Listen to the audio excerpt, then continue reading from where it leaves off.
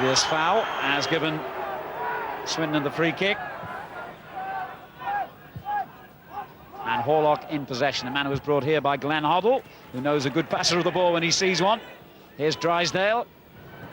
And Horlock again, signed on a free transfer from West Ham. Finds Taylor this time. Finney's header, Allison. Walters takes over. Lovely close control by him. Finney on the far post.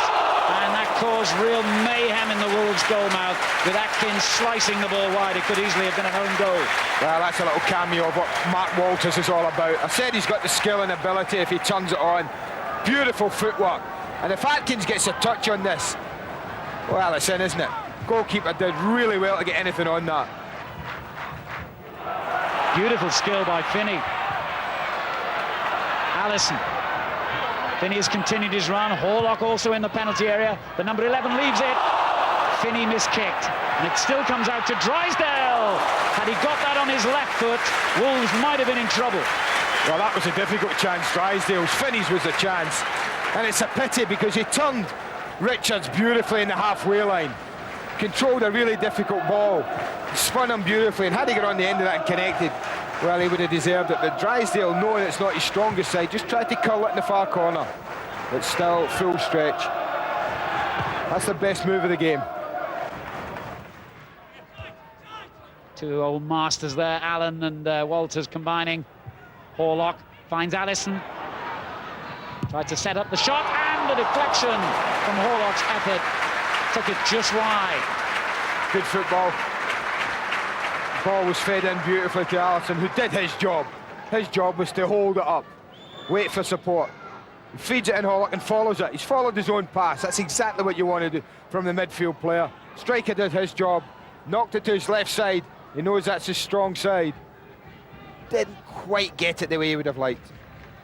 Scored 16 goals last season when Swindon won the championship, far and away the best scoring record in his career. Horlock, Finney, and now Allison. Allison's done well, but surrounded by Wolves players, and still managed to find a way out to Paul Allen. Here's Walters. They've got some strength in the box here, if he can get the cross in, Walters, and he can, and Allison's there! Well, that's an absolute peach of a goal. Allison started it, Allison finished it. How he was able to wriggle out of that central midfield area and find the ball wide, I don't know. But Walters has threatened to do this from the first minute. He finally gets the cross absolutely right. Dean Richard just pauses for a second, but Allison's striker's instinct takes him in front of Richards. And from then on, well, it's a simple header really, down onto the ground, and he gives still no chance. That's a super goal in anyone's language.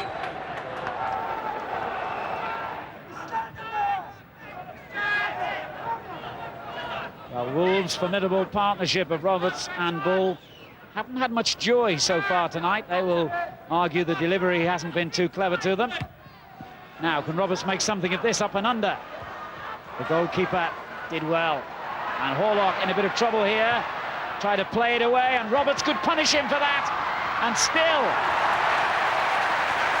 that was all, I think, because Horlock tried to play his way out of danger when a hoof up the park would have been a better idea. Well, if there's an example of Rose Ed, then this is it. As this drops down to Horlock, you put your foot round it. You don't try pretty football in there when you're under pressure. It's a great ball back in. Goalkeeper does ever so well. And that well could be a free kick. You watch here as it sets up. Froggatt goes in with his foot high. But Robertson was brave, he kept his eye on the ball. And the corner's launched in beyond the head of Roberts. And good save by Talia. I'm not sure he knew an awful lot about that. I mean, Bull hit that with such power. But he got his body in the way, as he did with Roberts' header. And that's all you do if you're a goalkeeper. They misjudge it totally. Bull strikes it really well. Good positioning.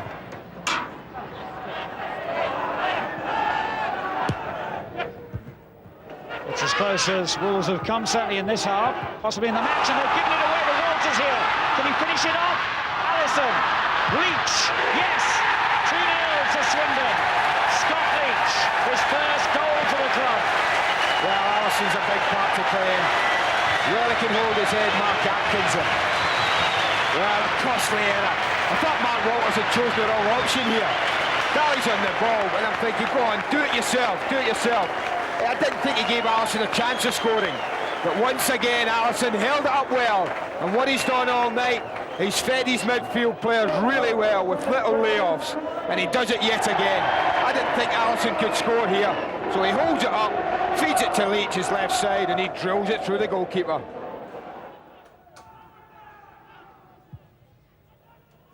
There's a long ball for Corica to chase. Kept his feet. Finds Froggatt. And Taylor heads behind. It's a corner to Wolves. He's looking for a call. Yep. He does a sensible thing. When in doubt, put it out. I mean, looking at him, would you go in, even you, would you go into a tackle willingly with Sean Taylor? If there was a chance of a goal, of course I would. That was stupid. How could I doubt you? Richards getting up brilliantly again. That must have been so close. That was a good header. That was close. Beautifully flighted in, and Richard made it his. Gets a good head on it. It's about a yard wide. A couple of minutes of stoppage time played already, and that's the final whistle. Wayne Allison set Swindon Town on the way with a classic headed goal from Mark Walters' brilliant cross. And then Scott Leitch popped up at the right time after Mark Atkins' error in the Wolves' defence to score his first goal for Swindon Town. But at the other end, this player made an equally important contribution. Frank Talia, the Australian from Melbourne, with a fine exhibition of goalkeeping, always aware of danger, and really held things together at the back. And the Swindon fans will go home tonight believing their team have taken a vital step towards a place in the next round when the Premiership clubs, remember, come into the draw. I thought that was a great performance, I really do, and it was live on television. So we've shown to the nation that we weren't a bad team. It proved to our players that we weren't a bad team. And especially when we had the hiccup against Norwich first game of the season. A lot of our players maybe were a bit apprehensive, and I was bitterly disappointed in that game because we didn't show anything in that game at all. And I thought, hang on a minute, is it going to be another one of those seasons? Do we believe that we are good enough? And fortunately enough, results went our way then, and Wolves probably was a turning point. And this was the first opportunity for Wayne Allison to show the kind of striking skill he's been showing all season. Oh, Wayne is, in people's eyes, he maybe have seemed expensive when I bought him for 475, I think it was. But without him, I don't think we'd have been champions. I really don't. He scored 20-odd goals last year. He was the main sort of striker we had, and the work rate he does is unbelievable. The players will tell you that. He's a player's player. He's got a great attitude. He's a smashing fella. Yeah, and I've got a lot of time for Wayne, and he's a team man as well. Persistence paid off for Wayne Allison as he started and finished the move which gave Swindon a first-half lead. Mark Walters eventually supplying the cross for the former Bristol City striker to power home a trademark header 3 minutes before the break. And after sloppy play in the Wolves' defence, Walters and Allison both had a hand in Swindon's second. Scott Leitch just managing to squeeze the ball in through a forest of legs. The replay shows how Walters did well to steal the ball before unselfishly squaring it to create the chance for the former Hearts midfielder to grab his first goal for Swindon. Well, it's important after Saturday's defeat, wasn't it, really? Yeah, I think, you know, the problem with Saturday, with everybody's first game, Angus, is that all the supporters and the people at the club have had something like 3 months to build up to it from the promotion season, and all of a sudden the first game is judged by everybody as a kind of a barometer for the season. So it was so important for Swindon certainly to get on the score sheet last night and to have a positive display and, of course, result. I think the fans will be quite happy with the performance of Mark Walters, though, won't they? Well, yeah, I mean, in a dangerous kind of way, it set the precedent for the rest of his performances throughout the season. You know, we've always known he's had ability. He's always been able to go past people. I suppose as you get on in years, that then becomes a big question mark. Has he still got that ability?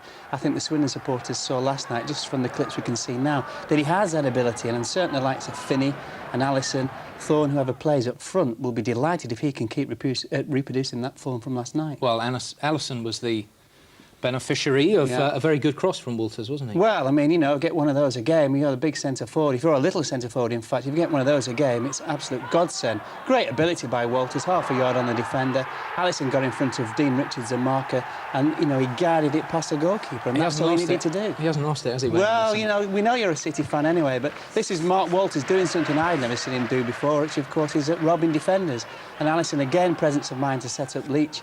And that really has put a bit of leeway in between the two sides, but still a hard game at Wolves. I mean, you said very briefly, I mean, you were saying that the crowd would have expected a lot, but there wasn't a big crowd there anyway, was there? No, and I can't understand that, really. And there's one or two new signings, and, OK, it wasn't a positive result at Norwich on Saturday, but Wolves are a big draw, and I think they're going to be in the shake-up for promotion from that league, so I'm very, very surprised by that. Interesting second leg, anyway. Let's hope a few fans travel up there.